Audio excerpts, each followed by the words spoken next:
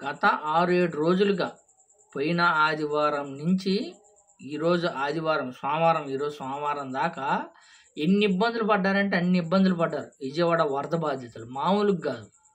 మనము ఇంట్లో అన్ని సౌకర్యంగా ఉంటేనే అది లేదు ఇది లేదు అని ఎన్నెన్నో మొక్కలు పెడుతుంటాం. అక్కడ పాపము ఏది లేదు, వసతి అనేది లేదు. పూర్తిగా మునిగిపోయే విధంగా ఒక ఫస్ట్ ఫ్లోర్ మొత్తం మునిగిపోయే విధంగా ఏ అందుబాటులో లేవు. పూర్తిగా నీటి మట్టం అయిపోయినాయి. ఇంట్లో సామాను అన్నీ ఏవీ లేదు, దిక్కు తోచని స్థితిలో అయిపోయారు. తినడానికి తిండిగా లేదు. అయితే ప్రభుత్వము అందియాల, ఏదైతే వరద బాధ్యులకు జనాలకు అండగా ఉండాలో ప్రభుత్వం ఆదుకోవాలా. ప్రభుత్వం ఒక పక్క పంచుతుంది, పంచడం అంటం లేదు, పంచుతుంది. అదేవిధంగా స్వచ్ఛంద సంస్థలు కానీ ఎక్కువ శాతం స్వచ్ఛంద సంస్థలు పంచుతుంది. ఎక్కువ శాతం అక్కడ జనాలను చూస్తుంటే స్వచ్ఛంద సంస్థలు ఏ స్థాయిలో పంచిందంటే చెప్పుకోదగ్గర, అసలు మామూలుగా ఈసారి స్వచ్ఛంద సంస్థలు అసలు యాడ్సప్ చెప్పుకోవచ్చు. చాలామంది స్వచ్ఛందంగా పబ్లిక్ వచ్చి సేవ చేయడం కానీ పంచడం కానీ చాలా అంటే చాలా అద్భుతంగా పంచారని చెప్పుకోవచ్చు.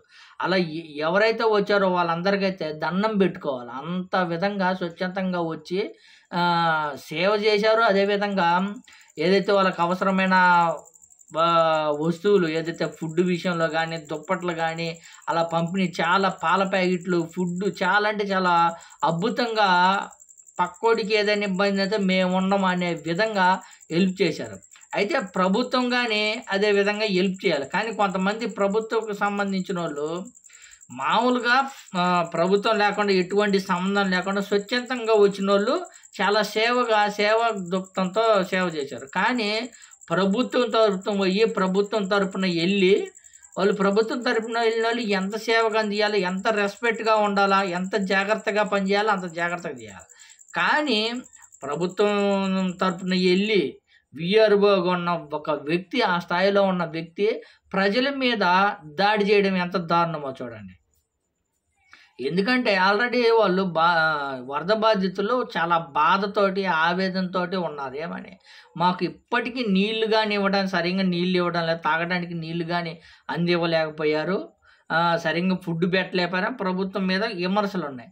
ఆ విమర్శలు ఉన్నప్పుడే కానీ కొంచెం ప్రభుత్వ అధికారులు ఎవరైతే విఆర్ఓ గారు ఆ విఆర్ఓ కొంచెం సహనంగా ఉండాలి. అలాంటి కాకుండా వాళ్ళ మీద దాడి చేయడం ఎంతవరకు కరెక్టు?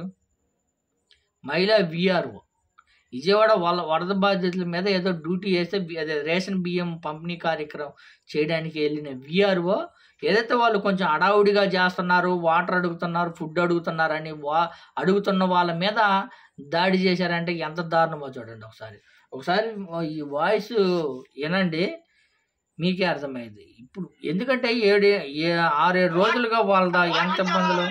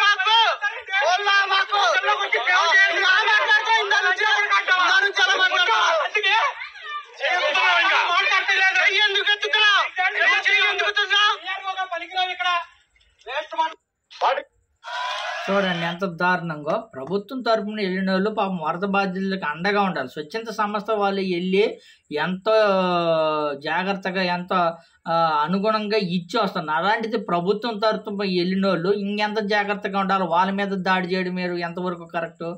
ఆల్రెడీ వాళ్ళు బాధల్లో ఉన్నారు, ఆకలితో ఉన్నారు, అన్ని పోగొట్టుకొని ఉన్నారు. వాళ్ళ మీద దాడి చేయడం ఎంతవరకు కరెక్ట్? ఇది చాలా దారుణం. ఆల్రెడీ ప్రభుత్వం మీద విమర్శలు ఉన్నాయి, తీవ్ర స్థాయిలో విమర్శలు. ఇలా ప్రభుత్వ అధికారులు ఏది చేస్తే ఇంకా జనాలు మామూలుగా ఉంటారా? ఇదైతే చాలా బాధాకరం విషయం. ఎందుకంటే వాళ్ళు 7-8 రోజుల నుంచి ఎన్నో ఇబ్బందులకు గురవుతున్నారు. వాళ్ళ మీద దాడి చేయడం ఎంతవరకు కరెక్టు?